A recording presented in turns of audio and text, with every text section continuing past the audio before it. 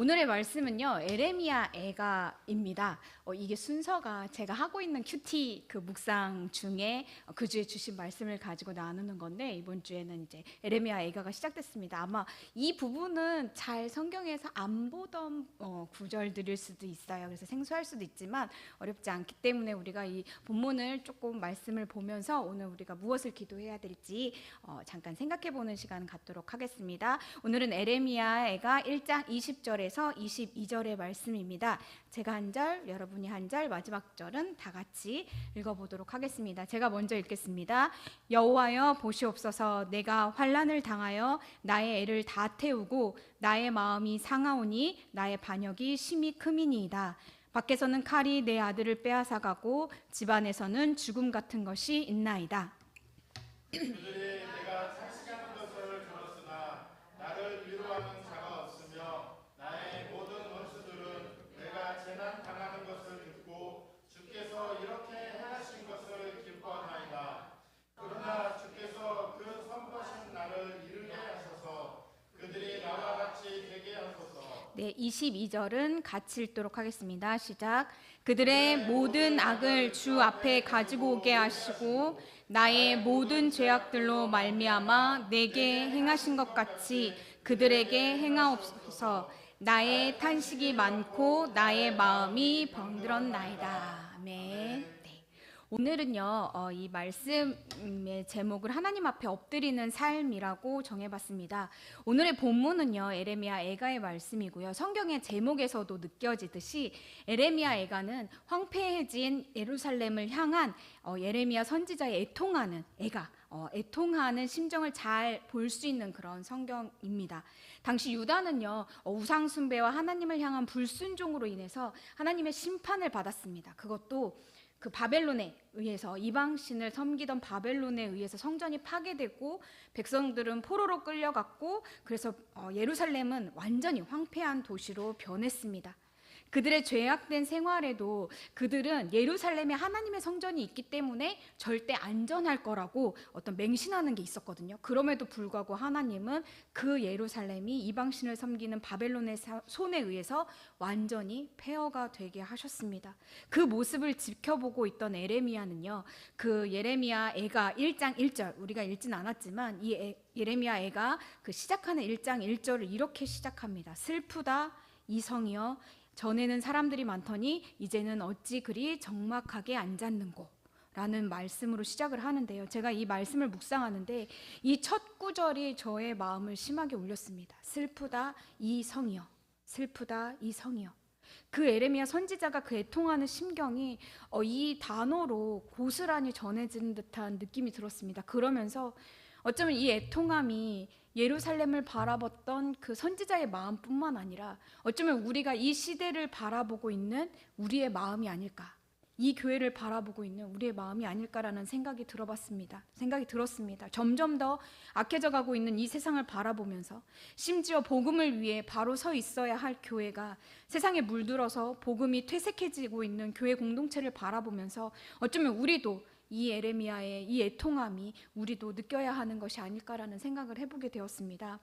오늘 이 본문에서요, 예레미야는 내가 환난을 당하여 나의 애를 다 태우고 나의 마음이 상하는 것이 나의 반역이 심하기 때문이다 라고 고백을 하고 있습니다. 하나님께서 이 예루살렘을 완전히 패망하게 하시고 폐허가 되신 이유는 우리의 죄악 때문이다.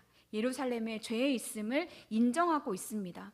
우리는요, 때로는 나의 이 죄된 모습을 직면하기가 두려울 때가 있습니다. 왜냐하면 내가 알면서도 모른 척하고 싶고 그것이 죄임을 인정하고 싶지 않을 때가 때로는 있습니다. 하지만 이 죄를 직면하게 되는 것은 오히려 우리가 하나님 앞에 회개할 수 있는 은혜라고 생각이 됩니다. 그래서 우리가 이 시간에 이 예레미야 애가의 말씀을 통해서 우리에게 회개의 영이 임했으면 좋겠다라는 마음이 있었습니다. 나도 생각하지 못했던 내 삶의 부분에 어떤 죄의 부분들을 보게 해주시고 그 죄의 영역들을 하나님 앞에 가지고 나아가서 엎드려 회개할 수 있는 이 은혜가 이 시간 가운데 임하기를 간절히 기도합니다. 혹시 여러분들 삶에 죄로 인해서 무너진 영역은 없습니까?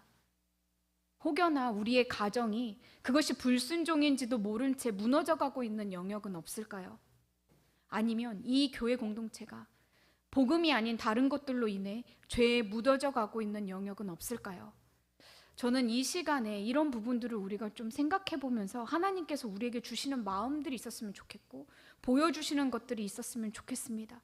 그래서 이 시간 혹여나 죄로 인해서 폐허가 되기 전에 우리의 모습을, 그리고 우리 공동체의 모습을 제대로 보게 해주시고 우리가 정말 회개하고 엎드려져야 하는 부분들이 있다면 깨닫게 해주셔서 우리로 하여금 하나님 앞에 엎드려 기도할 수 있는 은혜가 임하기를 간절히 소원합니다.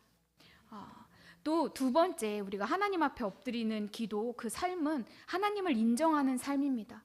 예레미야는요, 죄로 인해서 폐허가 된 그 예루살렘의 고통을 딴 데서 찾지 않았고 자신들의 죄임을 고백하고 하나님 앞에 나아가 기도했습니다. 그래서 우리가 오늘 읽었던 그 기도의 본문이 이 예레미야 애가가 기도하는 모습인데요, 이거를 조금 잘 보시면요, 어떻게 보면은 하나님 앞에 좀 고짜질하는 것 같은 느낌의 그런 기도의 제목들도 봅니다. 맨 처음에는 하나님 앞에 나와서 내가 얼마나 힘든지, 내가 지금 얼마나 애를 다 태우고 나의 마음이 얼마나 상했는지, 하나님 내 마음을 좀 봐주세요. 내가 이렇게 죽을 것 같이 힘듭니다.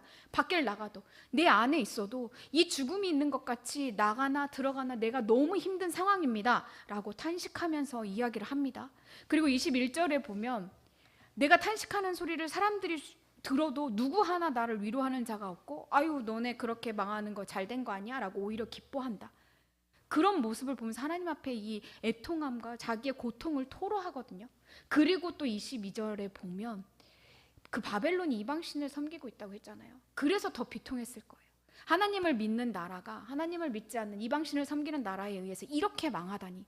그러면서 자기들의 죄악된 모습을 인정하면서 동시에 하나님 앞에, 지금은 이렇지만 저 바벨론도 자신들의 죄악이 드러나서 나에게 이렇게 심판하신 하나님이 저 바벨론 땅에도 심판해달라라고 이야기를 합니다. 어떻게 보면 이거는 다른 나라에 대해서 어떤 저주하는 기도 같은 것 같은 느낌이 들지만, 저는 그런 쪽으로 생각하기보다 예레미야 애가가 자기가 지금 너무 힘들고 자기의 이 정말 고통스러운 이 심정을 하나님 앞에 나아가서 정말 솔직하게 기도하고 있다라는 생각이 들었습니다.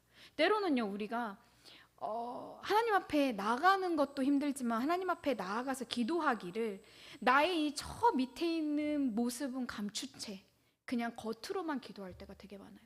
그리고 하나님 앞에 내가 그냥 있는 모습 그대로 내 솔직한 심경들을 토로할 때도 있지만, 그러지 못한 채 그런 것들은 감추고 그냥 겉으로만 겉돌면서 하는 기도들이 굉장히 많을 때가 있다고 생각이 듭니다. 하지만 예레미야는요, 지금 이 예루살렘의 고통 속에서 하나님 앞에 나아가서 기도했고 자신은 얼마나 힘든지, 그리고 이 예루살렘을 폐허하는데 사용된 저 바벨론도 하나님의 그 의로우심과 공의로움 가운데 심판받기를 기도하고 있습니다. 이렇게 기도할 수 있는 건 예레미야가 하나님의 하나님 되심을 인정하기 때문에 이런 기도를 할 수 있다라고 생각이 듭니다. 환난 중에 하나님께 기도한다는 것은요, 이 환난과 고통의 순간 속에서도 우리에게 회복을 약속해 주시는 분이 하나님이심을 인정하기 때문에 그 하나님 앞에 나아가서 기도할 수 있는 겁니다. 나의 고통의 이 신음을 들으시고 나의 삶 속에서 일하여 주시는 분이 하나님이시다 라는 건 인정할 때 우리가 그 하나님 앞에 나아가서 기도할 수 있다고 생각이 됩니다. 그래서 우리는 우리의 죄악을 용서하시고 사랑으로 우리를 감싸주시는 분이 하나님이심을 인정함으로 그 앞에 나아가 엎드려 기도할 수 있어야 한다고 생각합니다. 우리의 죄악된 모습을 발견하고 그것 때문에 두려워서 하나님을 도망쳐 숨는 것이 아니라 그 모습 가운데 우리를 회복시켜 주시고 사랑으로 우리를 품어주시는 그 하나님 아버지가 내 아버지임을 인정하며 그분 앞에 나아가서 기도해야 할 것입니다. 하나님 앞에 나아가 엎드려 나의 죄를 회개하면 하나님께서는 나의 죄를 용서해 주시고 나를 회복시켜 주시리라는 하나님을 향한 신뢰함으로 기도하시기를 원합니다.